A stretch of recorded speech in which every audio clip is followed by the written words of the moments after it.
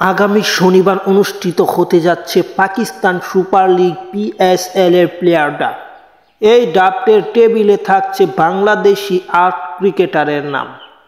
Pakistan cricket board PCB প্রকাশিত তালিকায় জায়গা পেয়েছে বাংলাদেশের যারা এখন তাদেরকে আপনাদের সামনে জানাবো কে তারা। তার আগে চ্যানেলটি সাবস্ক্রাইব করে রাখুন যাতে পরের আপডেট পান। তাহলে দেরি না করে PSL এর ড্রাফটে বাংলাদেশে কারা জায়গা পেয়েছেন তারা দেখে। সেখানে আছে সাকিব আল হাসান, মুস্তাফিজুর রহমান, মাহমুদুল্লাহ রিয়াদের মতো ক্রিকেটার। আছে তাসকিন আহমেদ, হাসান মাহমুদ, রিশাদ হোসেন, তানজিম হাসান সাকিব এবং সর্বশেষ যে ক্রিকেটার তিনি হচ্ছেন তৌহিদ হৃদয়। তবে তরুণ গতিময় ক্রিকেটার নাহিদ রানার এই তালিকায় নাম অন্তর্ভুক্ত হয়নি।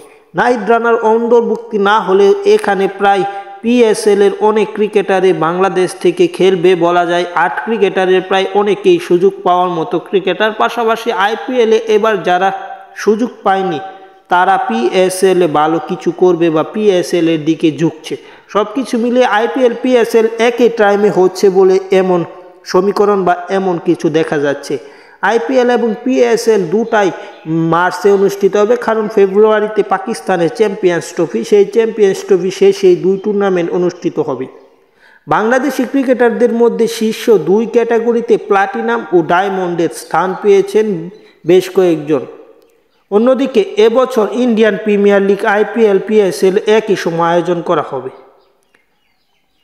এবারের PSL ড্রাফটে অনুষ্ঠিত হবে গুয়াদারে। ড্রাফটে অংশ নিতে নাম নিবন্ধন করেছে 19 দেশের মোট 510 জন ক্রিকেটার।